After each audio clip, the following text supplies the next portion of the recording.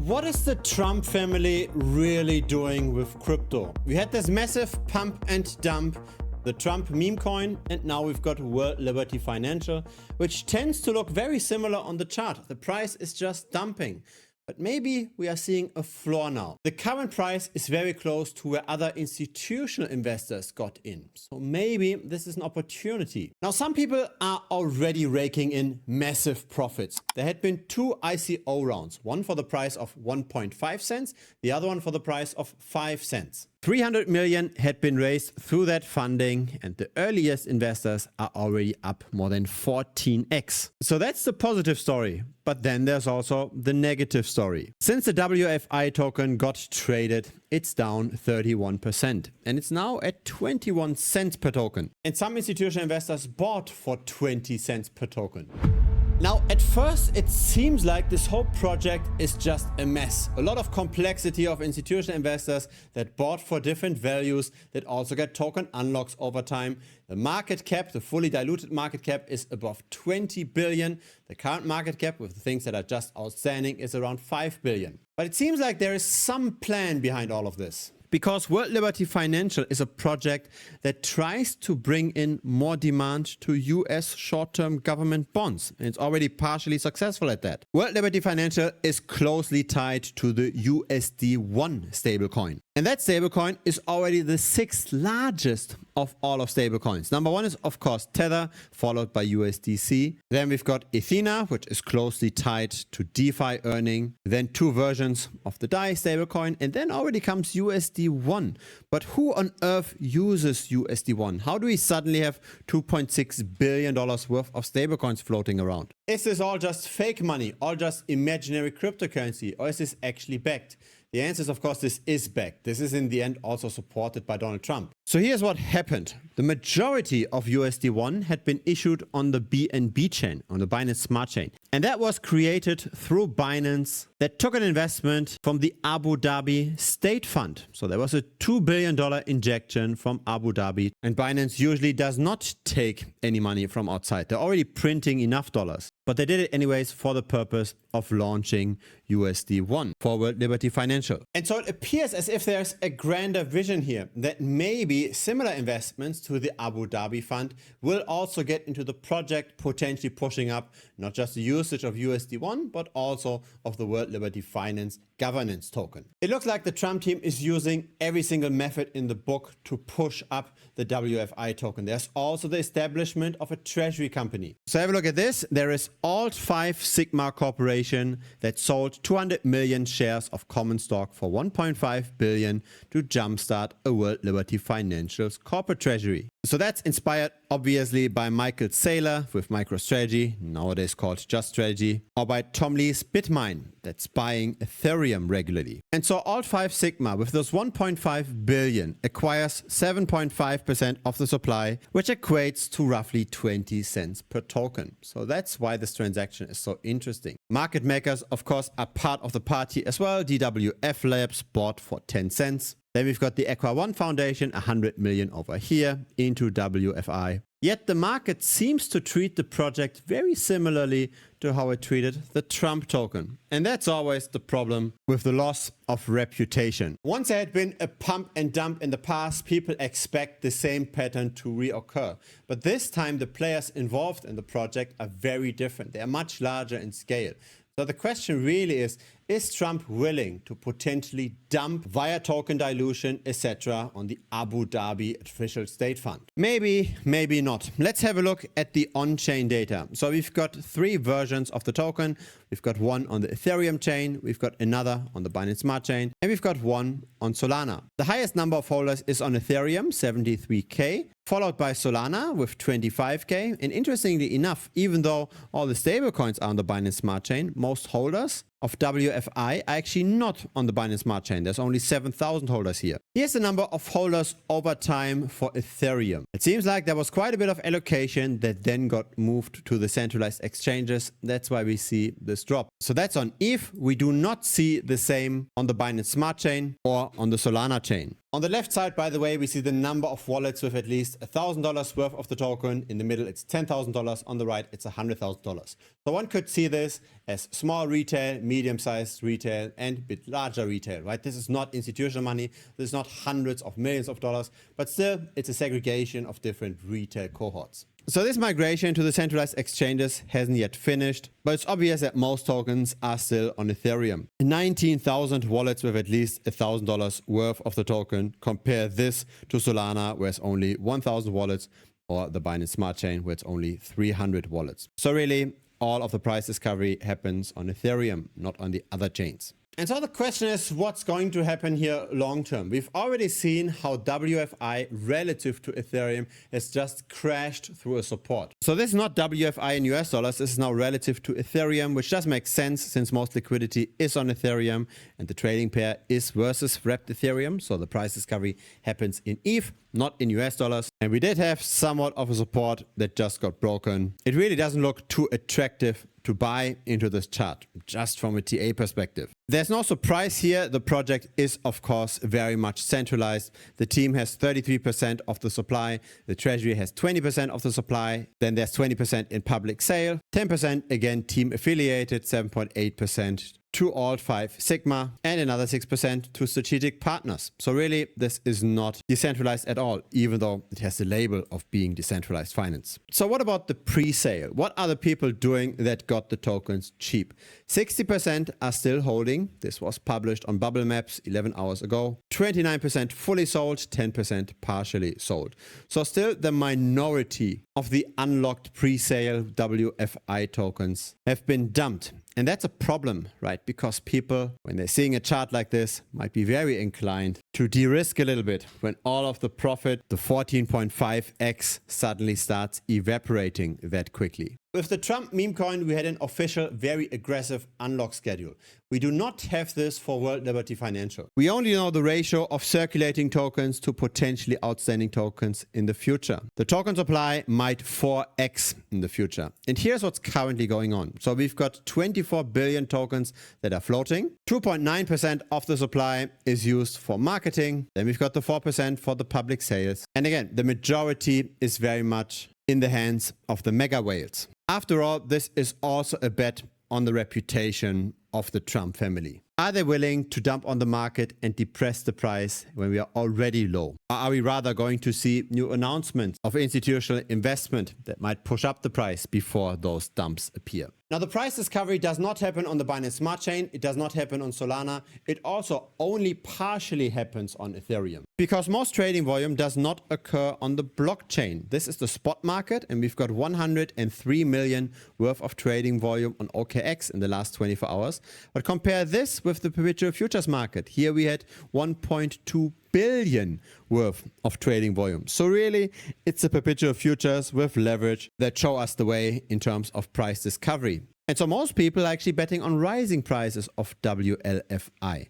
Most people are bullish on the token despite the chart. The open interest is going up, so there's more and more leverage in the price, which should in theory support the asset. But again, as there's more and more selling from the ICO, this of course depresses the price. Once the selling slows down, while at the same time the open interest on the perps goes up, then the governance token of World Liberty Financials can probably recover again. It is quite dangerous to bet on a falling price here, because at any point we could get news. Very supporting news, like the launch of a new product, like the WLFI app or the lending and borrowing platform. Or, and here it comes, a decentralized exchange. Again, that's probably going to use USD1 as a stablecoin. In general, I'm a fan of just following the trend, or how people say, the trend is your friend. So in this instance, this would mean to bet on falling prices. But I'm currently not doing this because at any point in time, we could get the positive news. If you consider to bet on falling prices here, then please set a very, very tight stop loss. Because we've seen something very similar for the Trump token. Yes, Trump relative to Solana also just continued to go down, but then came the big announcement of the dinner with Donald Trump. And that pushed up the price massively. So there's always that chance of a rally of potentially, in this case, 90% even. And the current market cap of 6 billion really isn't that massive. The fully diluted valuation, of course, is a problem. So once we see the big whales dumping on the token, things will look very different. But right now, for what's floating around, World Liberty Financial could definitely double from here as well when there's positive news. Now, I'm personally not putting my bet in any direction here. I'm not betting on rising prices nor on falling prices. I'm just standing on the sidelines. I'm waiting for a larger event, something positive that might push up the price, where then a real short opportunity could arise. And then I will bet on falling prices, at least in the medium term. Very long term, we actually might get a positive turnaround because, again, this project gets supported by many institutional investors. But medium term, I'm not that bullish because the tokenomics are quite concerning. There's a reason why there's no official unlock schedule yet, and we don't know what kind of future deals will happen with the project when the price continues to rather decline. Now, if you've watched a few videos on this channel already, you might see that I approach crypto quite differently to most others. Most others just try to find the next meme coin that does the 10 or the 100x return, but more often than not, those kind of bets just go to zero. I do the exact opposite. I bet on falling prices of the crappy altcoins, and I started trading for this community on the 10th of July. And so far, things are developing very nicely. The annualized performance is 79%, while the maximum drawdown was only 2.3%. So this is the exact opposite of buying a meme coin, where you're losing most of the time and you're hoping for this one lucky moonshot. When I look at other people here on YouTube, I don't really see them being that open, as that they show directly what performance they are doing versus the market in real time. And I also don't see them just trading for the community, because it's not that easy to walk the walk, right? Most people just talk the talk. It's easy. Words are cheap, but performance is actually what matters. What I like most about this performance is that we started trading over here and Bitcoin went up and down and up and down. We already had our 12% corrections, and at the same time, the capital pool simply constantly appreciated, with, again, very little volatility. And so this is how most people get burnt in crypto, right? They see a meme coin, for example, how it's going up, and they're wondering how much higher can it go. So for example, this here, Bonk, right? Bonk shoots up. People consider, hey, should I maybe buy? They might be buying over here, and then things turn out positive short term, but then the exit is never found. Then the asset just continues to get held over time, and then prices crash further and further. And then as we settle at a lower price, that's when most people sell. Another rally follows. The hope is that Bonk reaches similar heights to the prior heights, and again, it doesn't work out. The issue really is that those exit points are much harder to find than the entry points. Prices tend to be low for a longer time than they tend to be high. Those exits are just very brief moments in time. It's the same with everything, right? It's also with Fartcoin, as in the exit is the hard thing. The entry is okay. Buying when nobody is looking is somewhat possible, but selling when we peak in the price just for a few days, that's really what gets wrecked most people. Most people don't exit on time and then just see the price coming back down. The effect is, of course, the strongest with the meme coins. Right here, we've got Dogecoin, the same thing. Things go up quickly. There's a few days where it might make sense to sell. And then if those days are missed, the opportunity of selling is gone again. I try to approach the market very differently. I try to look at what are most altcoins actually doing long term, especially the altcoins that have very high token inflation, where more and more tokens hit the market because the insiders want to sell, because the venture capitalists, they get now token unlocks. They are selling constantly and they depress certain altcoins long term. And I'm simply just betting on those altcoins continuing to do worse compared to the rest of the market. And that's how I make this long-term outperformance, and especially outperformance that's independent of the general market environment. This is one of my favorite websites. It's Tokenomics.ai. It lists various altcoins with their token unlock. And let's have a look, for example, at Fetch.ai. It went crashing and burning, and it's close to an all-time low relative to Ethereum. And the reason is, of course, token unlocks, as in there's more and more tokens that hit the market. and that depresses the price if the demand doesn't grow as quickly. And that's usually the case. Have a look at this jump over here, right, in July of 2024. This is really where Ethereum outperformed Fetch AI massively. Ethereum doesn't have all those unlocks. Ethereum's supply increase is very, very modest, but it's not modest for most altcoins. And that's where we see the outperformance of Ethereum relative to Fetch AI. This here is an outperformance of 177%. Have a look at this. I like to trash on this altcoin all the time here publicly on YouTube. This is Balancer. This is the supply of Balancer tokens over time. The Balancer DeFi protocol started with 20 million worth of tokens, and now the liquidity mining expands that supply further and further. And now we are at roughly 70 million BAL tokens. And here's Ethereum relative to Balancer. So it's just outperforming all the time. Or in other words, Balancer is doing worse. And this is how we make the performance. Balancer has no usage at all. The total value locked in Ethereum is going down. The number of tokens is going up. And so of course we see constant underperformance, and that's what we can make become our profit. So this again, Ethereum relative to Balancer, this blue line over here, that's the Ethereum price itself. So that's how much of a difference this makes, right? Ethereum crashes and rallies and crashes again and rallies again, or you just get constant outperformance with those relative valuation bets. I have a look at this at the bottom. This is the Bitcoin price during the same time. Again, Bitcoin can crash by more than 70%.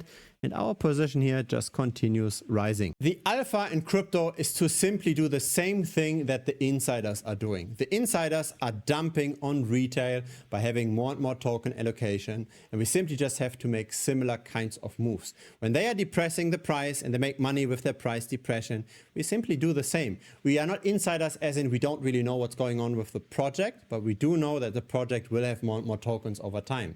And those tokens will be selling pressure. Now, unfortunately, the capital pool has already closed for deposits until end of the year. There will be a new capital pool starting in 2026, but for now, we are just trading with the capital that's currently available, that has already been deposited. But there's still a way to make the same kind of performance, because I still share every single trade that I make for the community pool.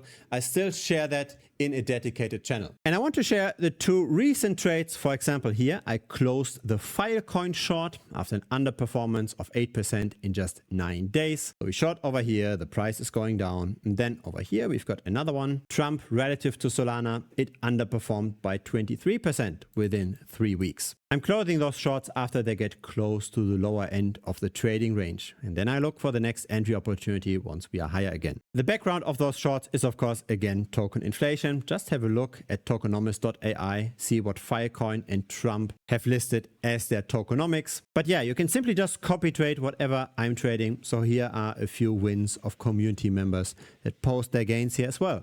Now, I understand the doubts. Just because I've been successful with this strategy doesn't necessarily mean that everybody that makes similar trades will also be successful. But I want to make this as simple as possible, and I also want to make this as risk-free as possible. So here's my offer for the first quick win. You simply join Premium and watch 2 videos that are 1 hour in total in length. You're watching this one over here, using perpetual futures on Hyperliquid to bet on relative valuations. And you watch this one over here, very important, risk management with relative valuation bets. Once you've watched those 2 videos, you know exactly how to set up trades like this or trades like this, so that you don't continue losing money with roller coasters like this. Once you've watched those 2 videos, then please join the community chats. When you've joined the chats, I will get an alert message that you have joined Premium, and I will send you a direct message with my current favorite trade. A trade very similar to Balancer. Now, Balancer's token supply is getting close to its maximum cap, so it's not necessarily the best trade anymore.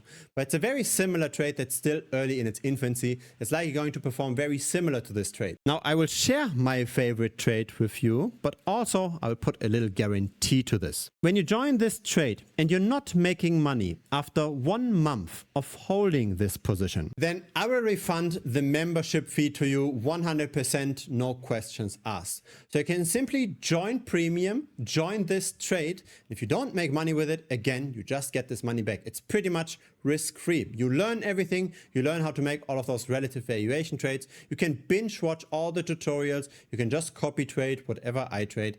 If this initial trade that I'm sharing with you won't make money. You get that all for free. You're just risking the 125 US dollars, but if you're not successful, you get the money back. Now the capital pool has already closed, but there will be a new pool at the beginning of next year. And if you want to be notified first before that second pool closes as well, then feel free to join the annual membership. You can start with monthly and then switch to annual later. You do not get access to the automated copy trading with the annual membership right now, but you will get a first invite as an annual member in January of 2026. A link to Premium will pop up directly on the screen. Just click on that. It will lead you to the website. If it's your very first time here, feel free to subscribe. I publish these regularly. A like would be very much appreciated as well. It helps the channel grow. See you next time on YouTube or see you in Premium. Cheers.